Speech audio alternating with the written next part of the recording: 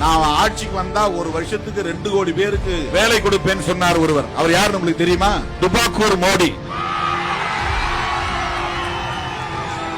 உலக மகா நடிகர். அவர் மாதிரி இன்னைக்கு உலகத்துல நடிக்கிறது ஆளே கிடையாது. என்ன வேணாலும் வாய்க்கு வந்த வாக்குறுதிகளை அள்ளி கொடுப்பாங்க. கொஞ்சம் கூட கூச்சப்படாமல் அந்த புழுகு, ஆகாச புழுகு